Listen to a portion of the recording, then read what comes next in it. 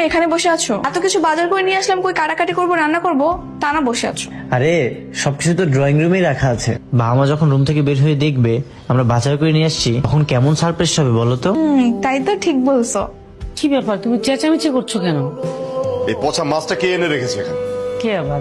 তোমার ছেলের বউ বাজারে গিয়েছে, ওরা হয়তো এনেছে। তোমার মাথা কি খারাপ না? মানে আমি বুঝলাম না ঠিক।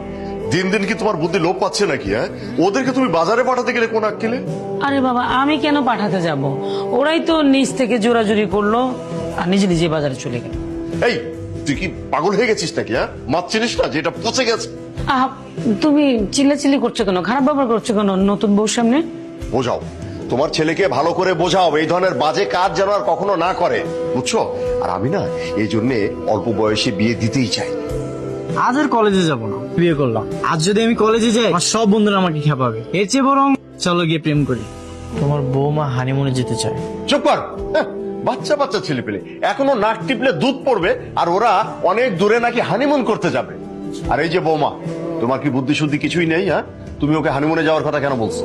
তুমি যে কি করো না, একটু বুঝিয়ে বললে কি হতো? বাচ্চা মানুষ না? আশ্চর্য। আমরা এখন কি করব? কি করব মানে?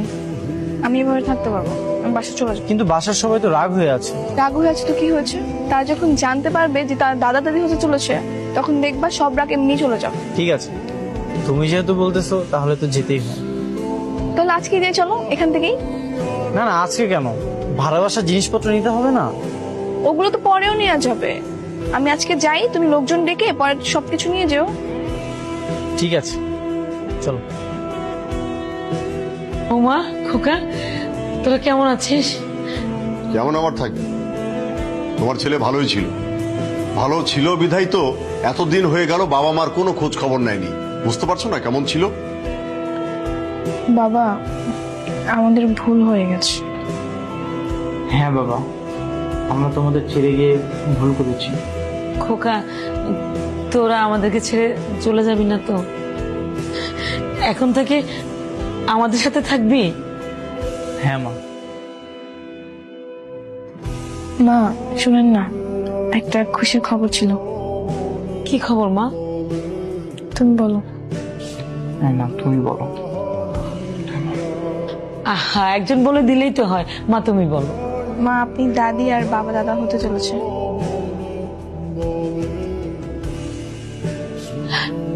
সত্যি? হ্যাঁ মা। কিন্তু তোমরা নিজেরাই তো ছোট, বাচ্চা কাচ্চা।